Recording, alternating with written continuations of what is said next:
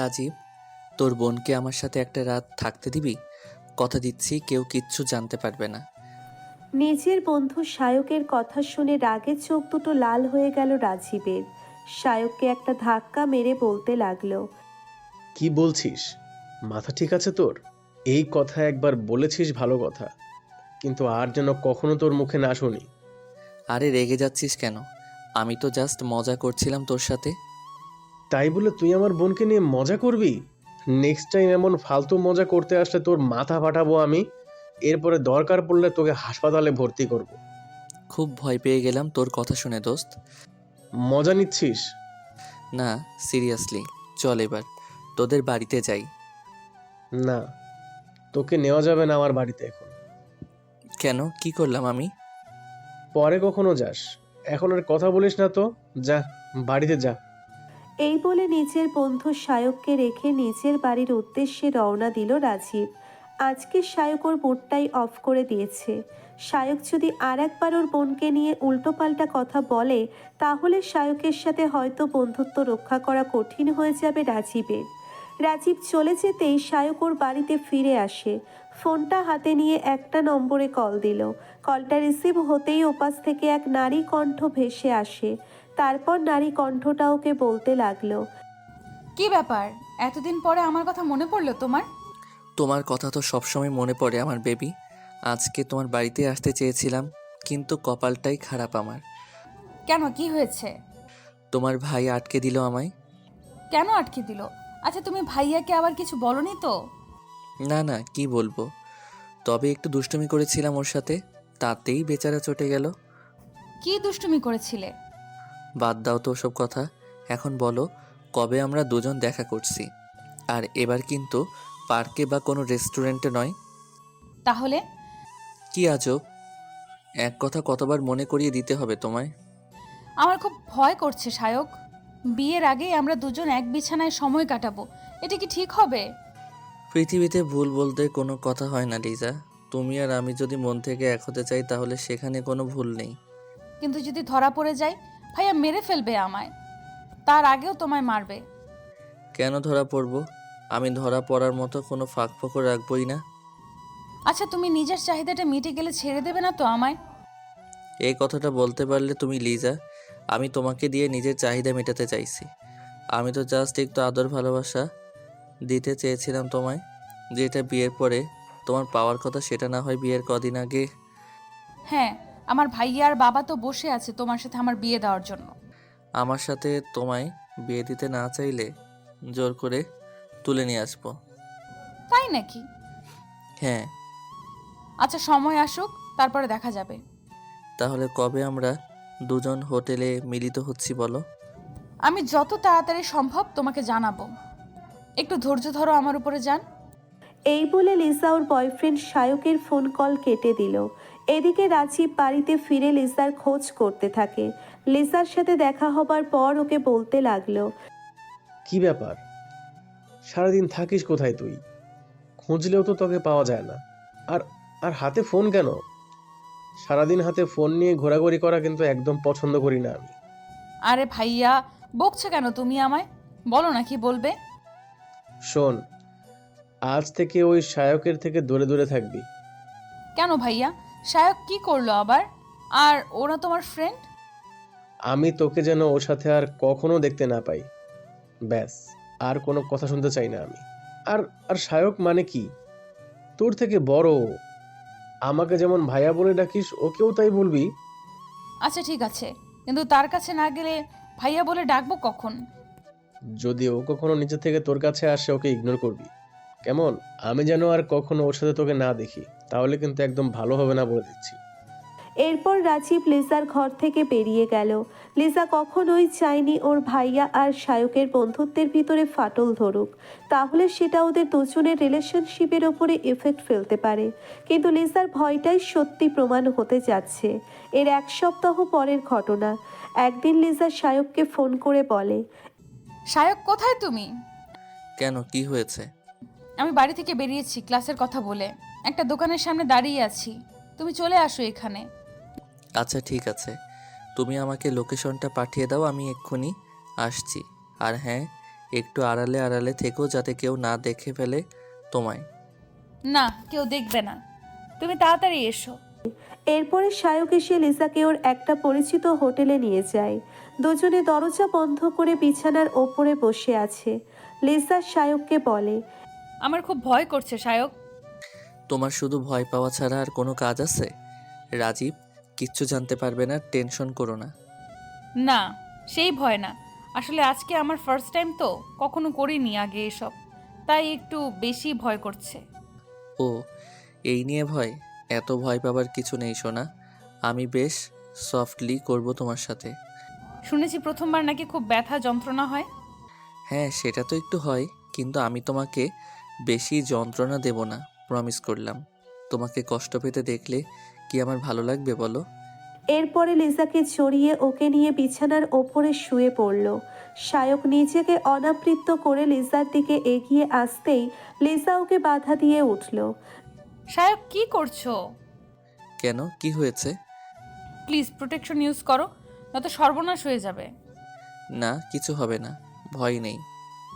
না, যদি তোমার ভুলের জন্য বাচ্চা এসে যায় আমার, তখন আমি কি করব? সেরকম কিছুই করব না, আমি কথা দিলাম। আমি নিজেকে কন্ট্রোল করতে জানি লিজা। লিজাকে ম্যানেজ করে ওকে নিজের সাথে শক্ত করে জড়িয়ে ধরে বিছানার ওপরে শুয়ে পড়ল সায়ক। এরপরে অনেকটা সময় কেটে গেল। লিজার আর্তনাদ আর গোঙানির শব্দ বন্ধ হয়ে আসছে ধীরে ধীরে। সায়ক এক পর্যায়ে লিজার থেকে নিজেকে বিচ্ছিন্ন করে নিয়ে বাথরুমের দিকে চলে গেল। এরপরেও ফ্রেশ হয়ে ফিরে আসে। লিজা তখন একটা চাদর গায়ে জড়িয়ে বিছানার ওপরে বসে আছে। সায়কের দিকে তাকিয়ে লিজা বলল, থ্যাঙ্কস সায়ক, তুমি তোমার কথা রেখেছো। আমার এই ভয়টাই ছিল, তারপরেও আমি রিস্ক নিতে চাই না, একটা পিল খেয়ে নেব। তুমি কি আমাকে অবিশ্বাস করো লিজা? এটা জানলে সত্যি তোমার কাছে আসতাম না আমি। আমি এবার সেটা কখন বললাম? এই যে তুমি পিলের কথা বললে, আমি কি তোমাকে পিল খাওয়ার মতো কোনো পরিস্থিতির সৃষ্টি করেছি? জানো এগুলো কতটা ক্ষতিকর শরীরের জন্য? আমি তো আগে জানতাম না এইসব। আচ্ছা ঠিক আছে, যখন দরকারই নেই শুধু শুধু পিল নিয়ে কি লাভ? এবার খুশি তো তুমি?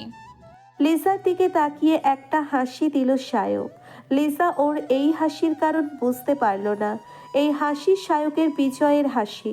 সে তার উদ্দেশ্য পূরণ করতে পেরেছে। লিজার অজান্তেই ওর কত বড় সর্বনাশ করে ফেলেছে সায়ক, লিজা সেটা এখন না বুঝলেও কিছুদিনের ভিতরে ঠিক বুঝতে পারবে। এরপর লিজাকে নিয়ে সায়ক হোটেল থেকে বেরিয়ে আসলো। আর লিজাকে বারবার বারণ করে দিল যেন এই সত্যি কেউ কোনোদিন জানতে না পারে। এর 2 মাস পরের ঘটনা। একদিন রাতের বেলা লিজা বেশ অসুস্থ হয়ে পড়ে। ওর জন্য ডাক্তার ডেকে নিয়ে আসা হলো বাড়িতে। ডাক্তার লিজাকে মনোযোগ দিয়ে পর্যবেক্ষণ করলো। রাজীব ডাক্তারকে প্রশ্ন করে, ডাক্তার সাহেব, আমার ছোট বোনের কি হয়েছে? ওর কোনো খারাপ অসুখ করেনি তো? না, সেরকম কোনো ব্যাপার নয়। আমার তো অন্য কিছু মনে হচ্ছে। আপনারা বরং একটা কাজ করুন, ওনার মেডিকেল টেস্ট করিয়ে নিন। কেন ডাক্তার সাহেব, মেডিকেল টেস্ট করাতে হবে কেন? আমার যতদূর মনে হয় উনি প্রেগনেন্ট। ওনার শরীরের সমস্ত কন্ডিশন তাই বলছি। ডাক্তারের কথা শুনে যেন মাথায় আকাশ ভেঙে পড়ল সবার, বিশেষ করে রাজীবের। ডাক্তার চলে যেতেই ও লিজার ঘরে ছুটে আসে। লিজাকে একটা চড় মেরে শাসাতে শাসাতে বলতে লাগলো, বল, কার সাথে কি কুকর্ম করেছিস তুই? তোর পেটে বাচ্চা এলো কি করে? আমি জানি না, কিচ্ছু জানি না ভাইয়া। তোর পেটে বাচ্চা আর তুই কিছুই জানিস না? ফাজলামো হচ্ছে আমার সাথে? ভালোই ভালোই সত্যি কথা বল লিজা, নয়তো আজ এই বাড়িতে কি হয়ে যাবে তুই নিজেও জানিস না। বললাম তো আমি জানি না কিছু। তোমরা আমি মেরে ফেললেও আমার পক্ষে কিছু বলা সম্ভব নয়। এরপরে বাড়ির সবাই অনেক প্রচেষ্টা করে রাজীবকে শান্ত করে। এদিকে লিজা সুযোগ পেতেই সায়কের কাছে ফোন কল করে। ওকে কাঁদতে কাঁদতে বলতে লাগলো, সায়ক, এটা করতে পারলে তুমি আমার সাথে? কেন এত বড় একটা বেইমানি করলে? মানে কি বলছো তুমি লিজা?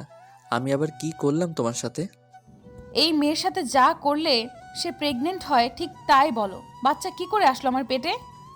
সেটা আমি কি জানি, আমাকে কেন জিজ্ঞেস করছো তুমি?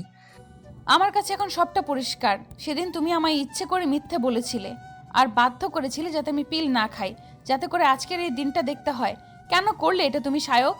আমার এত বড় সর্বনাশ কেন করলে? কি ক্ষতি করেছিলাম তোমার?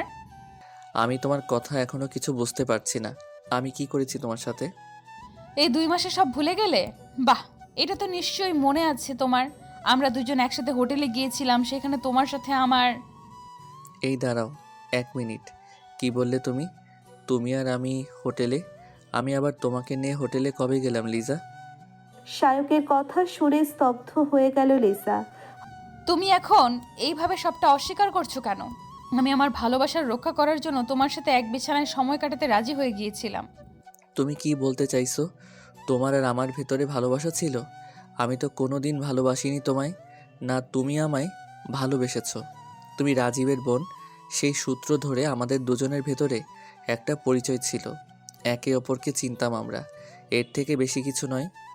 না, তুমি এটা করতে পারো না আমার সাথে। এত বড় একটা প্রতারণা করতে পারো না তুমি। আমি তোমায় ছাড়বো না সায়ক। হঠাৎ রাজীব এসে লিসার থেকে ওর ফোনটা কেড়ে নেয়। তারপর ওকে বলতে লাগলো, বল, কার সাথে কথা বলছিলি তুই বল? ভাইয়া সায়কের সাথে। সায়কের সাথে? কেন? ওর সাথে কি কথা তোর? আমি একটা কথা লুকিয়েছি তোমার থেকে ভাইয়া। আজকে আমার এই পরিণতির জন্য দায়ী একমাত্র সায়ক। ওই আমার সর্বনাশ করেছে। লিসার কথা শুনে কিছুই বুঝতে বাকি রইল না রাজীবের। তুই আমায় এই কথা আরো আগে বললি না কেন? কেন বললি না তোর সর্বনাশ ওই কুলাঙ্গারটা করেছে? ঠিক এই কারণে, ঠিক এই কারণে আমি ওর থেকে তোকে দূরে থাকতে বলেছিলাম। বল, আমার কথা কেন শুনিসনি? কেন শুনিসনি তুই আমার কথা? আমি অনেক বড় একটা ভুল করে ফেলেছি ভাইয়া।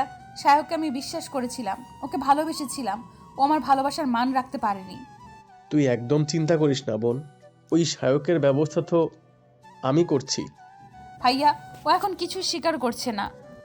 স্বীকার করেছে মানে? ও এই বাচ্চাটাকে স্বীকার করছে না।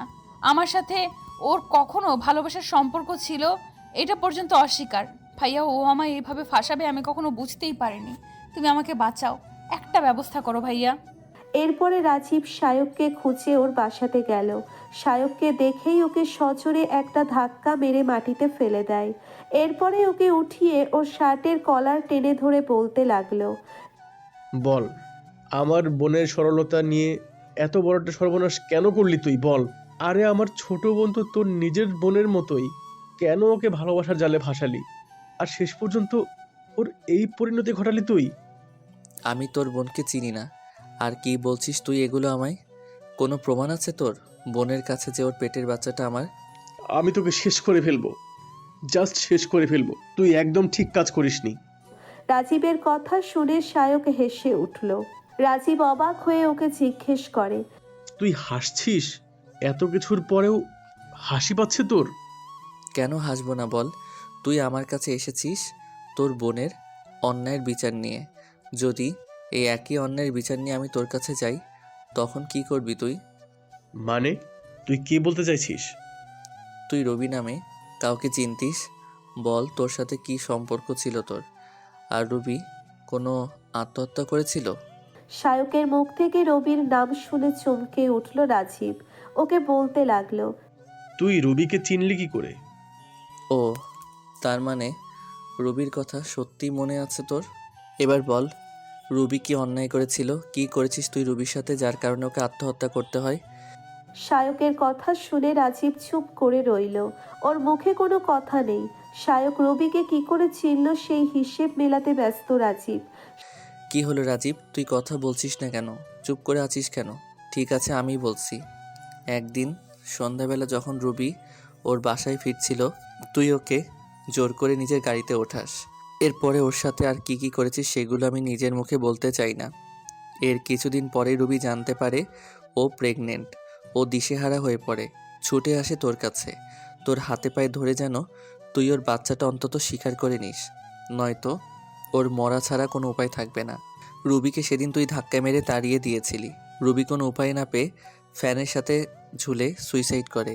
ওর জীবনের সাথে সাথে সেই দিন ওর বাচ্চাটার জীবন শেষ হয়ে যায়। এই সব কিছুর জন্য দায়ী ছিলি তুই, শুধুমাত্র তুই, আর কেউ নয়। তুই এত কিছু জানলি কি করে? এত কিছু তোকে রবি বলেছিল? না, রুবি বলেনি। রুবি নিজের প্রেগনেন্সির কথা কাউকে জানায়নি। আর এটাই ছিল ওর সবথেকে বড় ভুল। ও আমায় জানালে আমি কিছুতেই মরতে দিতাম না ওকে। আমি ওর ডায়েরি থেকে পড়ে লেখাগুলো খুঁজে পাই, তারপরে সব জানতে পারি। এরপরে আমি তোকে খুঁজে বের করি আর তোর সাথে বন্ধুত্ব করি। আমার প্রথম দিন থেকে টার্গেট ছিল, তুই যা করেছিস রুবির সাথে ঠিক একই কাজ আমি তোর বোনের সাথে করব। রুবি কে হয় তোর? এখনো কিন্তু বলিসনি। রুবি আমার নিজের বোন ছিল, খুব ভালোবাসতাম ওকে, নিজের থেকেও বেশি। শায়কের কথা শুনে রাজীব হু হু করে কান্না জুড়ে দিল। এরপরে ওকে ক্রন্দনরত কণ্ঠে বলতে লাগলো। সব বুঝতে পারলাম আমি ভাই। আমি নিজের অপরাধ স্বীকার করছি। দরকার পড়লে তুই আমায় পুলিশে দিতি, কারণ তোর কাছে তো আমাকে ফাঁসানোর প্রমাণ ছিল।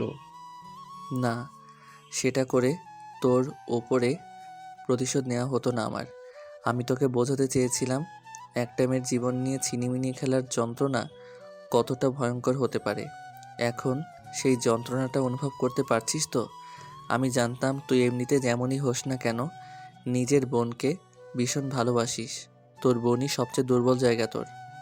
কিন্তু লিজা তো কোনো অন্যায় করেনি। তুই বল, ওই বেচারির কি দোষ? ওর কি হবে এখন?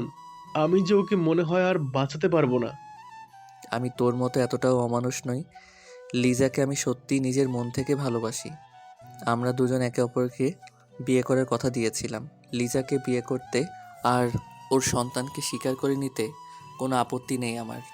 কিন্তু তোর কি বিচার করবো আমি বল? তুই একটা নয়, দুটো জীবন শেষ করেছিস। এর শাস্তি কি হতে পারে?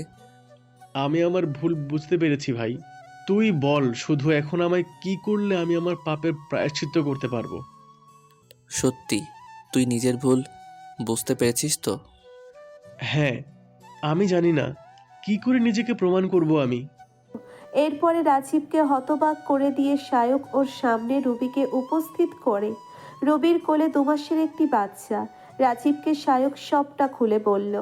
আসলে সেদিন সুইসাইড করতে গিয়ে ও রবির মৃত্যু হয়নি, শায়ক ওকে বাঁচায়। রবির সন্তান পৃথিবীতে জন্ম নেয়। শায়ক রবিকে কথা দেয় ও রাজীবকে নিজের সন্তানকে স্বীকার করতে বাধ্য করবে। আজ শায়ক নিজের কথা রেখেছে। রাজীব অবশেষে নিজের সন্তানকে স্বীকার করে নিল। শায়ক বা রুবি চাইলেই বাচ্চাটাকে পৃথিবীতে আসার পথ বন্ধ করে দিতে পারত, কিন্তু ওরা সেটা করেনি। একটা নিষ্পাপ জীবনের প্রতি ন্যায় বিচার করেছে ওরা। এরপরে শায়ক আর লিসা আর রাজীবের সাথে রুবির